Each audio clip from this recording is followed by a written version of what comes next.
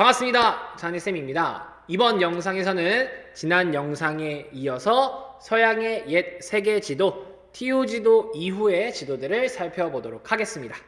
자, 바로 보시면요. 여기에 알-이드리시의 세계 지도라고 나옵니다. 알-이드리시라는 사람이 만든 세계 지도겠죠.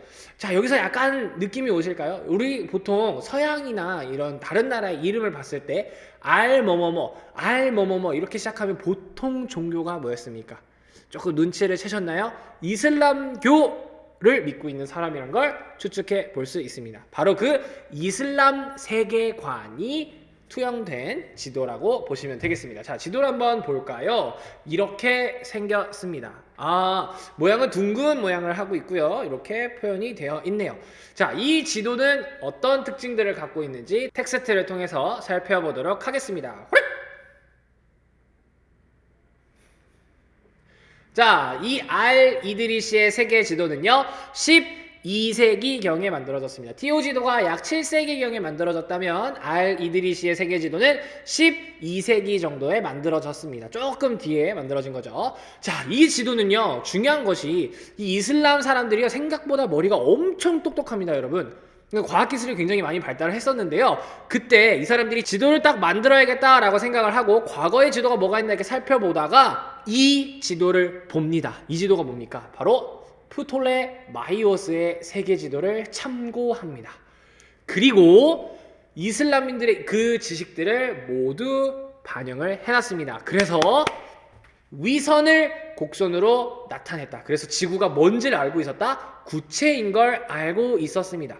자, 이렇게 하면은 이 위선이란 말이 굉장히 논란이 됩니다. 그래서 이 위선이란 말을 조금 뒤에 부연 설명을 하도록 하겠습니다. 자, 그리고 지도는 만드는 사람이 가장 중요하게 생각하는 것을 정 가운데에 위치시킨다고 말씀을 드렸습니다. 그래서 이슬람교의 세계관이 좀 반영이 되어 있다 보니까 지도 가운데 자기들 종교 신의 성지를 보통 넣는다고 했습니다. 그 성지가 어디입니까? 바로 메카입니다. 메카를 정중앙에 넣어놓은 거죠. 네, 그리고 이슬람교 세계관이 반영됐다는 거 말씀드린 대로 알 수 있습니다. 자, 그리고요, 지도의 위쪽이, 우리 TO 지도는 위쪽에 높은 상징물을 동쪽, 에덴 동산을 표현해서 위쪽을 동쪽으로 표시했었죠. 이 지도는 지도의 위쪽이 남쪽입니다. 왜 남쪽이지? 이유는 바로 뒤에 설명을 드릴 겁니다. 네, 그리고 아시아와 아프리카, 유럽, 세 대륙 합쳐서 뭐라고 불렀었죠? 구대륙이라고 표현을 했네요. 네, 구대륙이 표현이 있는데 뭐는 표현이 안 되어 있습니까? 신대륙입니다. 신대륙은 왜 표현되지 않았을까요? 네, 선생님 뭐라고 할지 이제 알겠죠? 네, 있는 줄 몰랐으니까. 네, 그래서 신대륙은 표현되어 있지 않다. 그러니까 12세기 이슬람교 세계관을 갖고 있던 그 이슬람 지역에서도 구대륙밖에 알고 있지 못했구나. 지리 인식 범위가 딱 그 정도였구나 라는 것을 알려주는 지도입니다. 보셨죠? 이제 세부적인 특징을 조금 더 크게 확대해서 살펴보도록 하겠습니다. 자, 지도를 크게 확대를 했습니다. 자, 지도가 어떻게 구성되어 있는지 한번 보도록 하겠습니다. 여기 가운데 이 모양의 반도 보이십니까? 이 모양의 반도가 우리가 자주 했었던 아라비아 반도입니다. 선생님이 신발 모양처럼 생긴 반도라고 말씀을 드렸죠. 아라비아 반도인데요. 자, 지도의 위쪽이 남쪽을 가리킨다 그랬습니다. 그러니까 지도를 거꾸로 뒤집은 거죠. 자, 그럼 지도를 왜 거꾸로 뒤집었는지를 살펴보도록 하겠습니다. 자, 우리가 아는 세계 지도는 원래 이렇게 생겨 있습니다. 메카가 여기 아라비아 반도에 위치하고 있습니다. 자, 그런데 이 이슬람교의 라이벌이 누굽니까? 이때 당시에 십자군 전쟁이라고도 들어보셨죠? 종교 전쟁이 일어났었는데 누구와 전쟁했냐면 크리스트교와 전쟁을 했었습니다. 그러니까 크리스트교와 전쟁을 하다 보니 크리스트교의 성지인 이 예루살렘이 여기 있습니다. 근데 이 메카는 여기 있어요. 좀 아래쪽에 있는 거죠. 그러니까 이 예루살렘이 메카보다 위에 있으니까 뭔가 약간 이런 모양이죠. 이런 모양이죠. 그러니까 뭔가 메카가 예루살렘을 이렇게 좀 떠받치는 모양? 그런 모양인 것 같은 거예요. 그러니 뒤집습니다. 원래는 이 모양이어야 해요. 그러니까 우리가 아는 아라비아 반도 모양이 이렇게 있고 해야 되는데 어떻게 한 겁니까? 이거를 뒤집은 거죠. 이렇게 뒤집은 겁니다. 물론 이 메카가 아래에 있어서 그런 것도 있지만요. 그 이슬람교가 이제 원래 또 남쪽을 위쪽으로 보는 그런 또 세계관이 또 있습니다. 그래서 뒤집은 것도 있습니다. 그러니까 이슬람교의 영향을 받았기 때문에 지도의 위쪽이 남쪽을 가리킨다라고 생각을 하시면 되겠습니다. 자, 그럼 우린 좀 알기 편하게 일단 뒤집은 상태로 좀 보자고요. 좋아요. 자, 아라비아 반도가 여기 있습니다. 그럼 여기 있는 대륙은 무엇일까요? 바로 아시아가 되겠습니다. 아시아를 표현했고요. 그리고 여기 이쪽은 그럼 뭐겠습니까? 유럽이 되겠네요. 유럽. 그리고 유럽의 아래쪽은 이제 아프리카가 되겠습니다. 자, 바다도 볼까요? 자, 유럽과 아프리카를 정확하게 표현하고 있다 보니 여기 가운데의 바다, 지중해, 미드테리안을 정확히 표시해놨네요. 그리고 이쪽으로 가다 보면 여기 우리가 인도가 있는 걸 알고 있잖아요. 인도 밑에 있는 바다도 표현을 해놨네요. 이게 뭡니까? 인도양이죠. 인도양도 정확하게 표현을 해놨구나. 그리고 지도의 중심에는 메카가 있구나. 아라비아 반도를 중심에 놓으면서 이슬람 세계관인 걸 강조하고 있구나. 이렇게 생각하시면 되겠습니다. 자, 질문을 하나 하실 수가 있습니다. 선생님, 프톨레마이오스의 세계 지도도 아라비아 반도가 정 가운데 있는데요? 그럼 그거 이슬람 세계관인가요? 아니요. 그 당시 사람들이 알고 있었던 유럽, 아프리카, 아시아. 딱 지금 이 그림이죠? 이 그림을 딱 정확히 배치하려면 가운데 아라비아 반도가 올 수밖에 없습니다. 그래서 아라비아 반도가 가운데 온다는 의미고요. 프톨레마이오스의 세계 지도에서는 여기서는 이슬람 세계관이 반영됐기 때문이다 라고 생각을 하시면 되겠습니다. 되셨죠? 자, 그리고 이제 제일 중요한 얘기를 하도록 하겠습니다. 지금 보시면요, 가로선이 보입니다. 가로선이 보입니다. 가로선이 곡선으로 표시가 되어 있거든요. 우린 이걸 위선이라고 알고 있습니다. 그래서 위선이 표시가 되어 있다는 건 지구를 구체로 봤다는 결정적인 증거라고 전 영상에서 말씀을 드렸습니다. 자, 그런데요, 사실은 이 이드리시의 세계지도에 있는 그려진 이 선은 위선은 아니고요. 날씨 구분선입니다. 날씨 구분선. 그러니까 이 이슬람 사람들은요, 위도에 따라서 기후가 달라진다는 걸 이미 알고 있어서 그 날씨를 구분하는 선을 그려 넣었습니다. 네, 그래서 정확히 말하면 사실 위선은 아니에요. 위선은 아닌데 이 역할이 위선과 동일한 역할을 합니다. 예, 그래서 이거를 그렸다는 것 자체가 지구를 구체로 보고 있었다는 증거로도 볼 수 있습니다. 예, 이거는 지금 미래의 이제 후손들이죠. 우리가 지금 이 시대의 사람들한테 물어볼 수가 없으니 우리가 갖고 있는 기록물들의 추측을 하고 있는 건데요. 프톨레마이오스의 세계지도의 영향을 엄청 받은 게 맞습니다. 여기까지는 맞고요. 그것 때문에 경위선을 표현을 하려고 했는데 실제 위선을 그린 게 아니라 날씨 구분선을 그린 겁니다. 근데 그게 지금의 위선과 같은 역할을 거의 동일하게 하고 있기 때문에 이거를 지구를 구체로 봤다는 증거로 보기도 합니다. 네, 이렇게 해석을 하시면 되겠습니다. 그럼 이드리시 세계지도 그러니까 지구를 구체로 본 거예요? 아니에요? 이렇게 물어보시면 본 거 맞아요.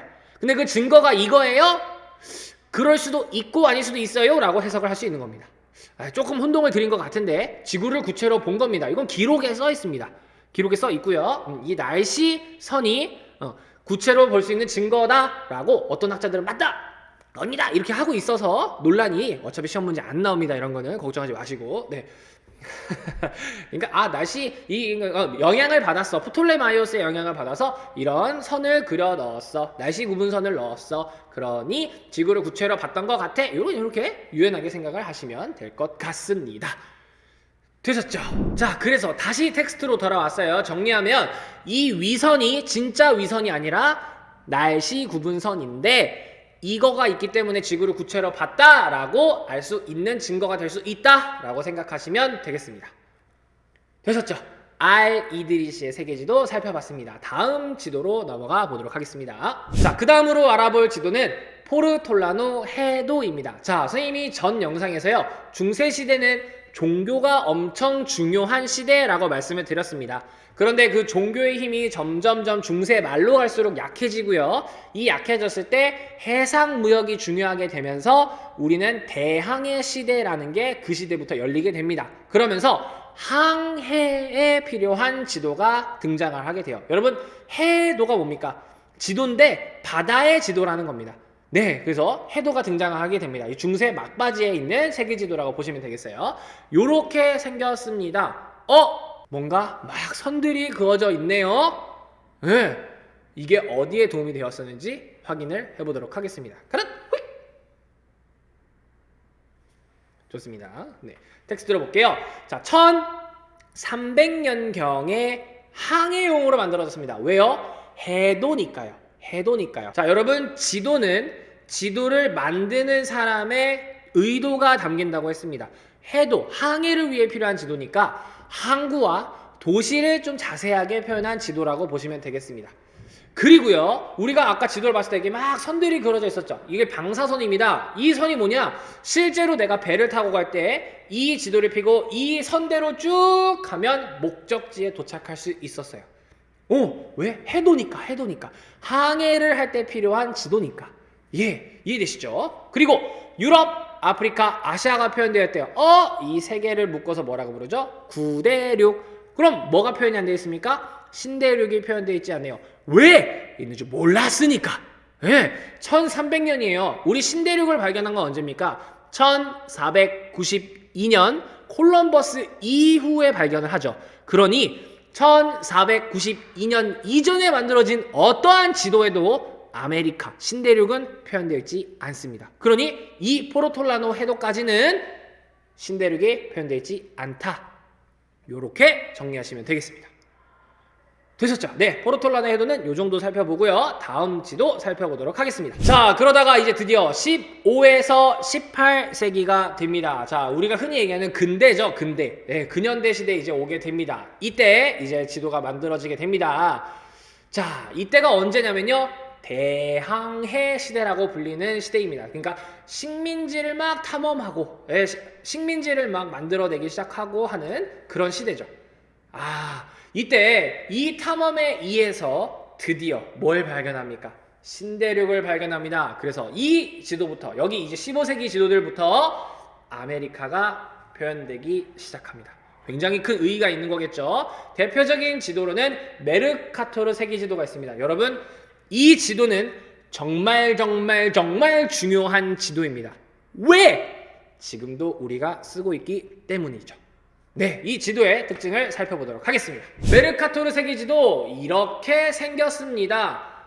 선생님, 이게 뭐예요? 이게 무슨 지도인데요? 이거 뭔데요? 이게 오늘날 우리가 쓰는 거라고요? 예, 우리가 쓰는 겁니다. 좀 이따 보여드릴게요. 그리고 보시면요, 여기 아프리카 보이실까요? 아프리카? 여기 아시아예요. 예, 유럽이고요. 그리고 여기에 뭔가 지금까지 보지 못했던 대륙이 등장합니다. 뭡니까? 아메리카가 등장하기 시작합니다. 정말 굉장히 의미가 큰 지도겠지요? 이 메르카토르 세계지도 특징 자세하게 살펴보도록 하겠습니다. 자, 좋습니다. 여러분, 메르카토르 지도가 뭐냐고요? 바로 이겁니다. 이 지도는 진짜 많이 보셨죠? 선생님이 계속 백지도 특강이나 쓸 때 쓰는, 우리가 지금 실제로 쓰는 지도, 이 지도가 메르카토르 세계지도입니다. 네, 그러니까 이 지도가 메르카토르 지도예요. 지금도 우리가 엄청 쓰고 있죠. 그러니까 너무너무 중요한 지도가 되는 거예요. 왜? 지금까지도 우리가 쓰고 있으니까. 네, 보겠습니다. 자, 일단 이거는 대항해 시대에 만들어졌다 그랬죠? 즉 항로, 즉 항해를 할 때 유리하게 만들기 위한 지도였어요. 항해할 때 유리한 지도였어요. 그러니까 항로가 직선으로 나와서요. 여기 지도를 딱 두고 나침판을 딱 뒀을 때 각도가 일정해서 목적지까지 그냥 직선으로 쭉 가면 목적지가 나왔어요. 그럼 굉장히 많이 쓰였겠죠. 네. 근데 이 지도에 결정적인 단점이 한 가지 있습니다. 그 단점이 정말 시험에 많이 나옵니다. 무슨 단점이냐? 바로 고위도로 갈수록 면적이 확대되어 왜곡이 발생한다는 것입니다. 이거 너무너무 중요한 특징입니다. 네. 일단 체크해놓고요. 자, 왜 이렇게 왜곡이 발생했느냐? 그게 원통도법이라는 투영법을 사용해서 그렇습니다. 자, 이게 무슨 말인가? 제가 빈 화면에서 정리를 해드리도록 하겠습니다. 잠깐 빈 화면으로 가볼게요. 여러분들 잘 보이시게 하려고 검정색 화면으로 왔습니다. 자, 선생님이 지난 영상에서 투영법을 좀 자세하게 다음 시간에 설명드릴 겁니다 했었죠? 자, 투영법이 뭐냐면요. 투영한다가 뭐죠? 투영한다? 영어로는 프로젝터죠. 프로젝션. 그러니까 지구를 어떤 평면에 이렇게 빛을 우리가 프로젝터 여러분 아시죠? 우리 학교 같은데 이렇게 프로젝터, 빔 프로젝터라고 하잖아요. 빛을 쏴서 벽에다가 이렇게 화면을 비춰주는 거죠. 뭐냐면 지구 안에다가 그 프로젝터 램프 같은 걸 놓고 빛을 쫙 투영시켰을 때 그거를 벽면에다 나온 그 지도를 만드는 걸 투영법이라고 합니다. 자, 그럼 어떻게 하는지 간단하게 이 메르카토르 지도를 통해서 설명을 드리도록 하겠습니다. 자, 지구가 우리는 구형인 거를 알고 있습니다. 메르카토르 때도 이제 알고 있었어요. 자, 지구입니다. 동그라미를 이렇게 못 그릴 수가 있을까요? 아무튼 지구 가운데에서요 빛을 쫙 쏘는 거예요. 빛을 쫙 쏠 때 어디다가 쏠 거냐면요 원통에다가 씌울 거예요. 원통에다가 이런 식으로 원통을 씌우는 겁니다. 원통 같지 않나요? 네, 이렇게 하면 원통 같나요? 더 아닌 것 같이 생겼네요. 아무튼 이 가운데서 빛을 쏘는 겁니다. 그러니까 이게 도화지라고 보시면 돼요. 도화지를 그 지구본에다가 이렇게 씌운 거라고 생각을 하시면 되겠어요. 그리고 가운데서 빛을 쫙 쏘는 겁니다. 이 가운데서 빛을 쏘는 겁니다. 자, 빛을 쏘면 빛이 사방으로 쫙 퍼지겠죠. 퍼지는 걸 보니까요 요렇게 여기 퍼지겠죠, 이렇게. 자, 그러니까 지구의 이 부분은 바로 종이에 붙으니까 여기는 정확하게 나오겠죠. 자, 이제 위로 가볼게요. 위도를 올려볼게요. 위도를 올려보니까요 이렇게 빛을 쏘면요 이렇게 빛을 쏘면 요 지역은요 이만큼의 여백이 생겨요. 즉 요만큼 더 멀리 빛이 나간다는 뜻이죠. 그리고 위쪽으로 또 가볼게요. 이렇게 위쪽으로요. 자, 이번엔 이렇게 위로 올렸더니요 여기는 이만큼의 여백이 생기죠.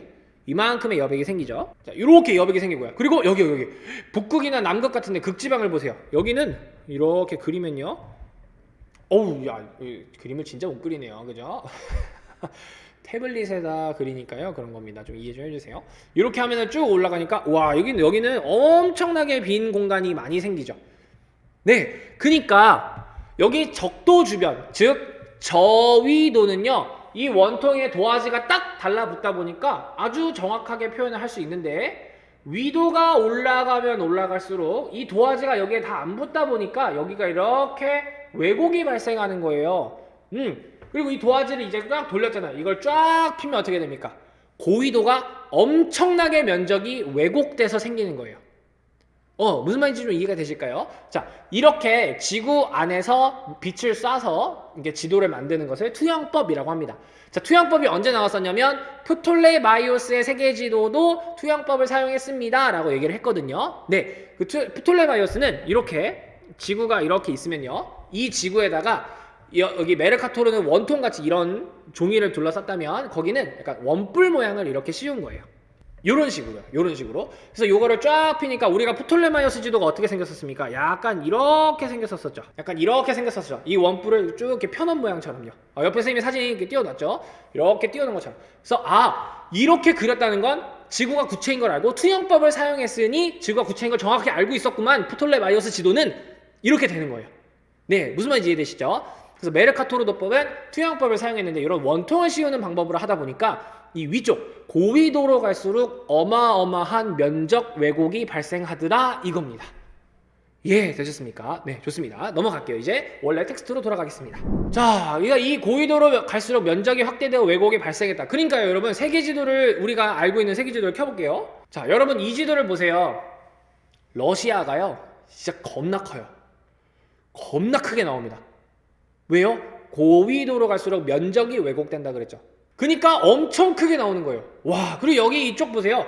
여기 선생님 머리 위에 있는 요 섬이요 그린란드라는 섬입니다. 실제로는요 이렇게 안 커요. 여러분 이거 무슨 대륙만하게 커요. 지금 거의 이거 지금 오세아니아만 하죠. 이 지도에서는요 실제로는 이렇게 안 큽니다. 왜? 고위도로 갈수록 이 지도는 면적이 엄청나게 왜곡이 됐거든요.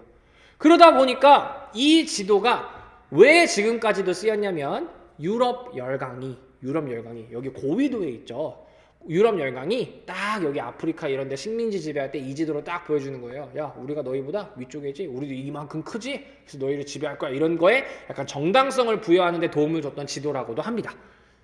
예, 뭔지 이해가 되실까요? 네. 그래서 고위도로 갈수록 면적이 확대된다. 왜곡이 발생한다. 이렇게 생각하시면 되겠습니다. 참고로요, 여러분.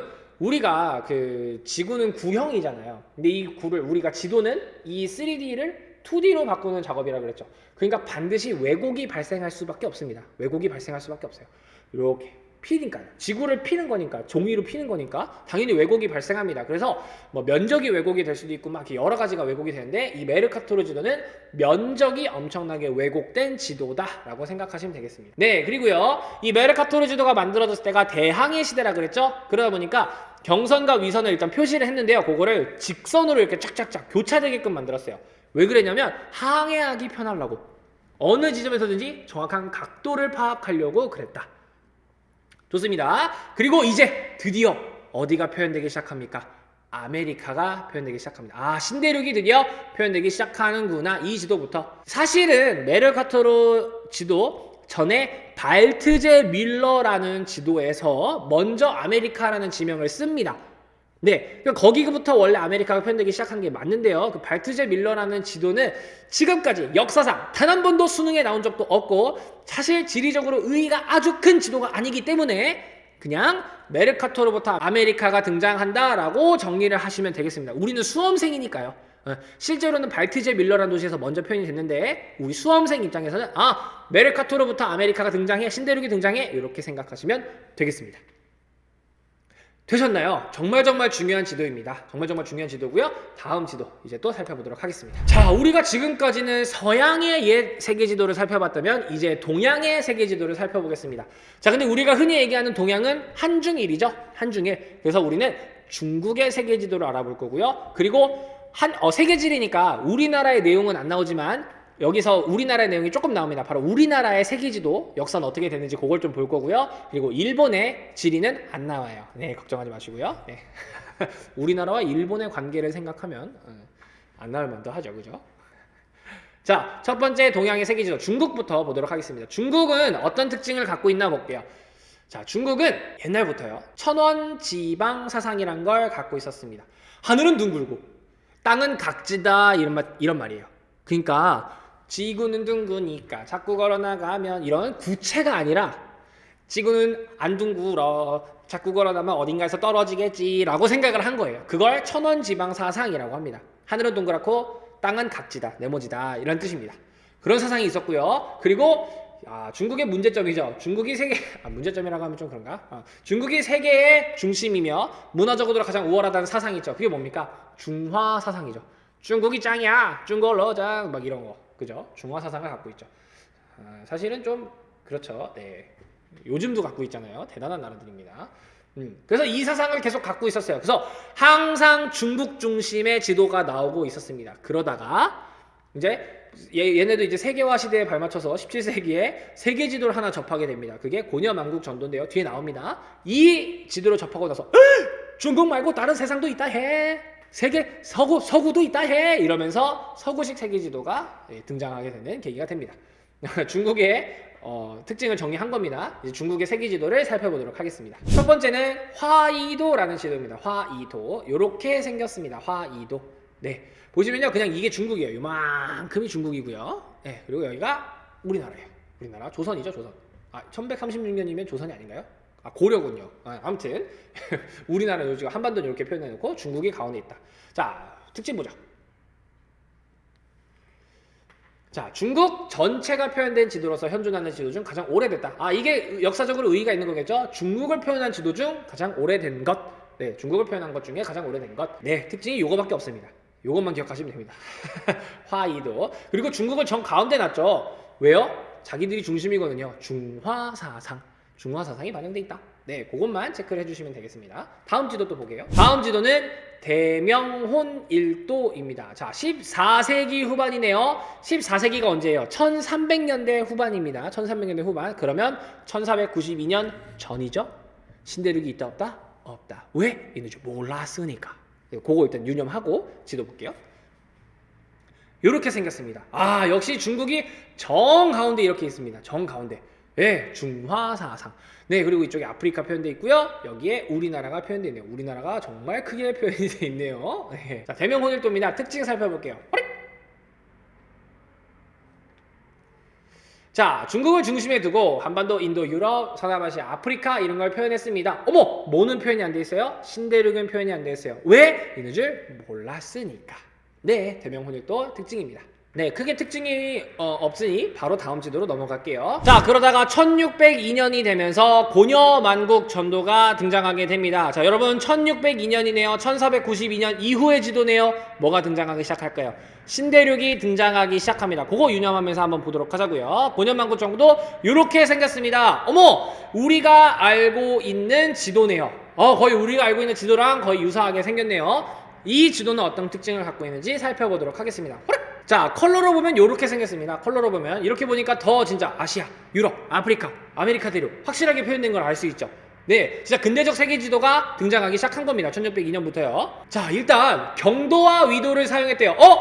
무슨 뜻입니까? 경도와 위도가 있으면 무조건 지구를 구체로 봤다. 이렇게 볼 수 있고요. 그리고 아시아, 유럽, 아프리카, 아메리카, 남극 대륙 등을 표현했습니다. 즉 이제 모든 대륙을 다 표현했다라는 뜻이 되겠죠. 그리고 중국을 정 가운데 놨었는데 이제 중화사상에서 어느 정도 탈피했습니다. 자, 여러분 이거 이렇게 해석할 수도 있어요. 선생님 그래도 지도의 전체 중심으로 봤을 때 중국이 가운데 있으니까 중화사상이라고 볼 수 있지 않을까요? 네, 그렇게 해석할 수도 있을 것 같아요. 중화사상에서 탈피했다는 게 완전히 탈피했다라는 그런 뜻이 아니라 원래 기존에 이 사람들은 중국이 자기 중심이란 걸 알고 있었는데 그거에서 어느 정도 탈피했다라고만 좀 생각을 하시면 될 것 같습니다. 조금 유연하게 생각해 주세요. 그리고 원래는 구대륙밖에 알고 있지 못했죠. 그러다가 세계 인식 범위가 점점점 넓어지게 되는 계기가 됩니다. 그러니까 중국인들이 이때부터 어마 다른 나라들도 엄청 많다 해, 정말 대단하다 해, 이렇게 알게 된 거죠. 네, 좋습니다. 이 지도가요, 그 마테오 리치라는 선교사가 이렇게 전달해 주면서 이렇게 같이 이렇게 만든 거예요, 중국에서. 선교사가 이제 중국에 이렇게 종교를 전파하러 왔다가 나는 사실 이런 나라에서 왔어요. 이러니까, 이게 뭐냐 해. 완전 대박이다 해. 어디에서 온 거냐 해. 그러니까 지도를 딱 보여주면서 이렇게 했어. 너희도 새로운 지도 좀 만들어봐 해서 만든 지도예요. 네. 그러니까 굉장히 중국인들에게 큰 충격을 준 지도라고 보시면 되겠죠. 네. 중국인들이 사상이 깨어나게 되는 그런 지도라고 보시면 되겠습니다. 좋습니다. 다음으로 넘어가도록 하겠습니다. 자, 이제 우리가 알아볼 것은요, 우리나라의 세계지도입니다. 우리나라의 세계지도는 어떤 식으로 진화를 했는지, 변화를 했는지, 진화래요. 무슨 디지몬도 아니고, 그죠? 여러분은 디지몬 아시려나요? 디지몬, 포켓몬은 알죠? 네, 아무튼, 됐어요. 네. 우리나라의 세계지도가 어떻게 변화했는지 살펴보도록 하겠습니다. 자, 우리나라의 특징을 좀 보면요. 우리나라는요, 초기 중국의 영향을 많이 받았죠. 그래서 중국 중심의 세계관을 표현했어요. 즉 중화 사상이 우리나라 지도에도 표현이 되어 있습니다. 그러다가 18세기가 지나면서 우리나라도 이제 근대적 문물이 들어오고 실학자들이라는 존재가 이제 연구를 많이 하면서 실질적인 근대 서양의 근대적 지도가 이때부터 등장을 하기 시작합니다. 자, 어떤 지도가 있는지 살펴보도록 하겠습니다. 자, 먼저 볼 지도는요, 호닐강리 역대 국도 지도입니다. 호닐강리 역대국도 지도입니다. 자, 이 시간을 보시면요, 1402년입니다. 즉 1492년 콜럼버스 이전이네요. 무슨 대륙은 없을까요? 신대륙은 표현되어 있지 않다. 네, 이렇게 생겼습니다. 와, 여러분 가운데 중국이 있습니다. 중화 사상을 엿볼 수 있고요. 그리고 여기 가운데 이제 아라비아 반도도 있고요. 아프리카도 표현되어 있습니다. 네, 그리고 우리나라 이렇게 표현해 놨네요. 자, 이 지도에는 어떤 특징들이 있을지 한번 살펴보도록 하겠습니다. 자, 일단요, 이 지도는 요게 좀 시험에 자주 나옵니다. 어떤 거냐면요, 국가가 만든 지도입니다. 왜 국가가 만들었을까요? 자, 1392년, 불과 여기부터 10년 전이 뭡니까? 조선이 건국된 시기입니다. 조선이 딱 건국이 돼가지고 나라를 통치할 때 필요한 게 뭘까요? 우리 지역이 어디부터 어디까지 있는지 뭔가 확실하게 알아야겠죠. 그래서 국가 주도로 지도 한번 만들어봐 해서 만든 지도가 이 호닐강리 역대국도 지도입니다. 그리고 중국을 중앙에 뒀다고 했죠? 이게 무슨 사상? 중화 사상이 가운데 들어가 있다고 보면 되겠습니다.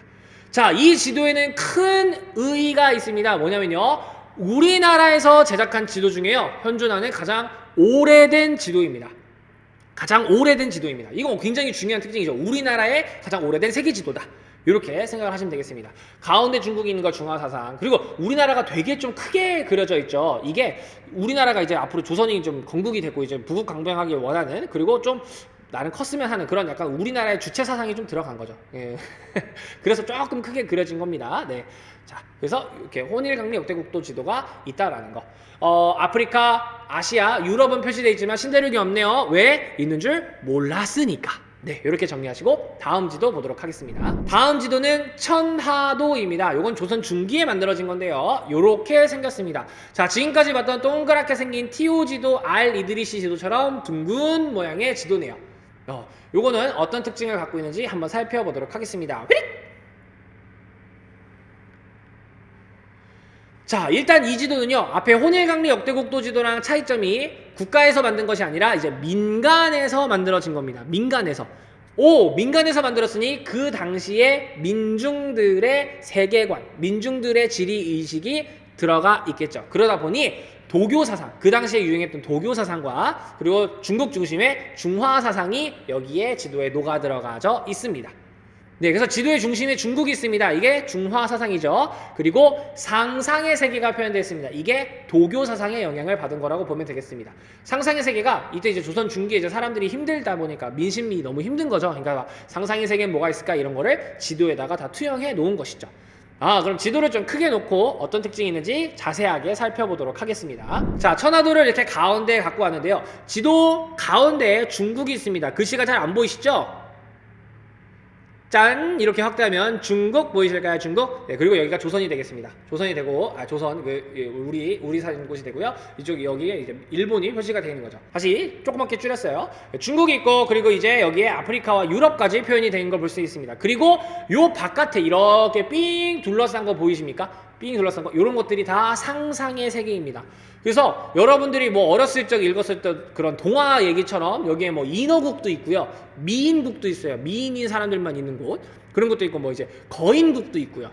그런 거가 도교 사상의 영향을 받아서 민심이 반영된 지도구나 라는 걸 확인할 수 있습니다. 자, 근데 공교롭게도 이 시기에 만들어진 지도인데 아메리카 대륙에 대한 정보는 안 나와 있네요. 왜? 그걸 민심들은 몰랐던 거죠. 민간에서 주도로 제작한 지도인데 아메리카 대륙은 또 표현되어 있지 않다라는 거 체크해 주시면 되겠습니다. 좋습니다. 그럼 다음 지도로 넘어가 볼게요. 자, 이제 볼 지도는요, 지구 전후도입니다. 자, 이거는요, 지구 전도와 후도를 합친 말입니다. 앞장과 뒷장이 있다는 뜻입니다. 1834년에 만들어졌고요. 이제 1492년 이후에 만들어진 지도니까 신대륙이 표현이 되어 있겠네요. 어떻게 되는지 한번 볼까요? 이렇게 되어 있습니다. 진짜 우리가 알고 있는 세계지도랑 거의 비슷하게 생겼죠? 여기가 지구 전도, 여기가 후도가 되는 겁니다. 앞장, 뒷장이라고 생각하시면 되겠습니다. 자, 이 지도 특징이 어떤 것이 있는지 살펴보도록 하겠습니다. 자, 텍스트를 보면요, 이제 조선 후기가 됩니다. 실학자들, 과학을 연구했던 사람들이죠. 그 사람들 중에 최한기, 김정호 선생님이 목판본으로 먼저 제작한 겁니다. 목판본이 뭔지 아십니까? 나무에다가 이렇게 조각을 한 다음에 종이 갖고 와서 이렇게 도장처럼 빵빵빵빵 찍어내면 지도를 막 만들 수 있는 거죠. 많이 보급할 수 있었겠죠. 네. 그리고 지구 전도와 후도, 앞장과 뒷장으로 구성되어 있다. 이렇게 생각하시면 되고요. 경위선을 썼대요. 경선과 위선이 표현되어 있으면 뭐다? 지구가 정확히 구체인 걸 알고 있었다. 네, 이렇게 생각하면 되고요. 그리고 지금까지 지도들은 전부 다 중국이 중심이었어요. 즉 중화 사상이 반영되어 있었습니다. 그런데 이제는 그렇지 않죠. 중화 사상을 이제 극복하고 전 세계에 뭐가 있는지 알게 되는 계기가 되었겠죠. 네, 그리고 아메리카 대륙이 표현되어 있습니다. 왜? 시기를 보세요. 1492년 이후니까요. 네, 좋습니다. 이런 특징이 있다는 거 살펴보시면 되겠습니다. 자, 오늘 이렇게 해서 서양의 옛 세계지도 살짝 알아보고 그리고 동양의 옛 세계지도는 어떤 것들이 있는지 살펴보았습니다. 선생님이 확실히 앞에 학생들 없이 후룩후룩 영상으로 하다 보니까 조금 진도가 빨랐던 것 같기도 해요. 많은 양의 정보가 들어갔을 텐데요. 복습 잘 하시고 정리하시면 되겠습니다. 좀 유연한 사고로 접근을 하시면 좋을 것 같아요.